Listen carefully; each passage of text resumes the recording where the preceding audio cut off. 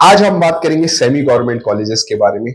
Generally NEET में जिन बच्चों के नंबर थोड़े से रह जाते हैं गवर्नमेंट कॉलेज से, वो बच्चे हमेशा ये पूछते हैं हमसे कि सर क्या सेमी गवर्नमेंट कॉलेज में कहीं एडमिशन हो सकता है।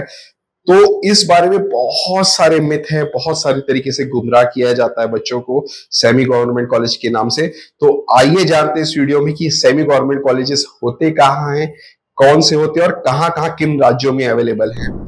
नमस्कार आप सभी को, स्वागत है आप सबका मेरे यूट्यूब चैनल पर। मैं हूं डॉक्टर छाबड़ा। जी हाँ, आज हम बात करेंगे सेमी गवर्नमेंट कॉलेजेस की। मैं आपको ये बता दूं कि भारत के सभी राज्यों में सेमी गवर्नमेंट कॉलेजेस अवेलेबल नहीं है।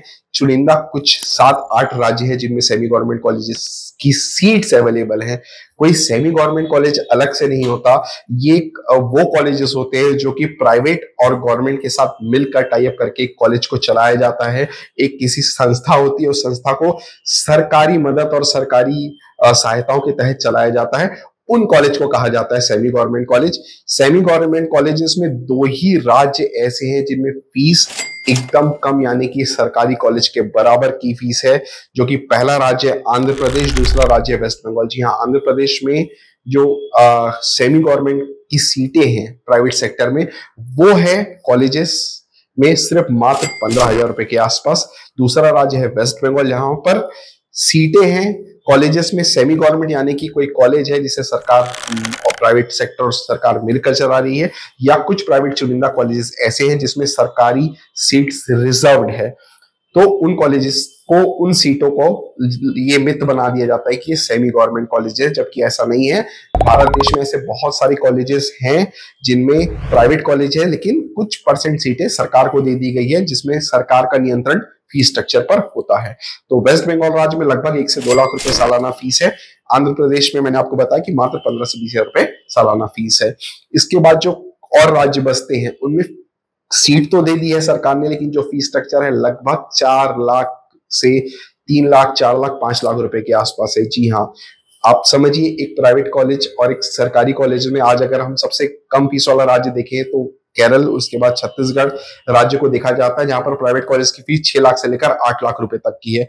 अगर सरकारी कॉलेज में ये फीस या प्राइवेट कॉलेज में फीस 4 लाख रुपए में आपको दे दी जाए तो कुछ लोगों के लिए लाभदायक भी है, लेकिन हमारे इस देश में सारे बच्चे, सारे माँ बाप इतने कैपेबल नहीं होते हैं कि वो 4 लाख की फीस भी सालाना अफोर्ड कर सके। तो मैं आपको बता दूं, ऐसे राज्यों में जो राज्य आते हैं, तेलंगाना राज्य है, तमिलनाडु राज्य है, गुजरात राज्य है, पंजाब राज्य है, कर्नाटका राज्य है। जी हाँ, इन राज्यों में सीटें रिजर्व कर दी है सरकार ने, बट उनकी जो फीसेस है लगभग 4 लाख रुपए से 5 लाख रुपए के आसपास तय की गई है। राजस्थान एक स्टेट है जहां पर सरकारी कॉलेज में मैनेजमेंट कोटा की सीट और एनआरआई कोटा की सीट दी गई है।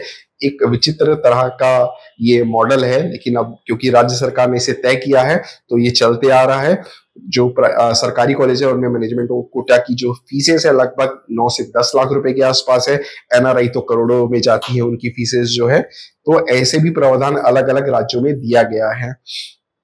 तो आपको ये बात समझनी पड़ेगी कि सेमी गवर्नमेंट कोई अलग से कॉलेज नहीं होते हैं, वही कॉलेज होते हैं जो सरकार और प्राइवेट सेक्टर मिलकर चलाते हैं, लेकिन उनकी सारी सीटें रिजर्व नहीं होती है। अगर कोई प्राइवेट कॉलेज राजस्थान में, जैसे कि गीतांजलि मेडिकल कॉलेज की मैं बात करूं, गीतांजलि मेडिकल कॉलेज की चुनिंदा सीटें सरकार को दी गई है, तो उसमें काफी कम फीसेस में एडमिशन होते हैं। तो ये है कि बच्चा उन कॉलेजेस में सरकार के द्वारा निर्धारित की गई कम फीस में जाकर एडमिशन ले सकता है। वो कोई अलग से कोई सेमी गवर्नमेंट कॉलेज नहीं है। तो आपको ये बात समझना पड़ेगा कि इस देश में कोई अलग से सेमी गवर्नमेंट कॉलेज नहीं बनाए गए हैं।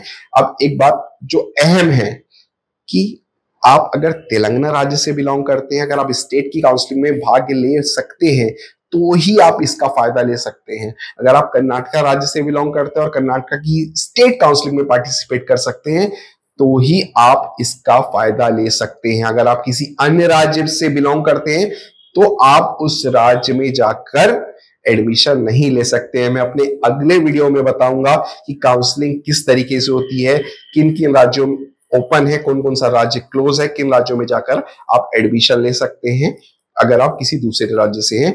कितना परसेंट कोटा ऑल इंडिया से होता है, कितना परसेंट स्टेट कोटा में होता है, ये सारी चीजें मैं अपने अगले वीडियो में बनाऊंगा। लेकिन अभी के लिए आपको ये समझना जरूरी है कि सेमी गवर्नमेंट कॉलेज कोई अलग से कॉलेज इस देश में नहीं है। जो कॉलेजेस प्राइवेट सेक्टर के हैं या कोई सरकारी कॉलेजेस में कुछ परसेंट सीटें दे दी गई हैं, कुछ अगर पब्लिक प्राइवेट सेक्टर्स की कुछ कॉलेजेस हैं उनमें भी सरकारी फीसेस है, लेकिन कुछ परसेंट सीटों को हाई फीस का नाम देकर सेमी गवर्नमेंट का नाम दे दिया गया है।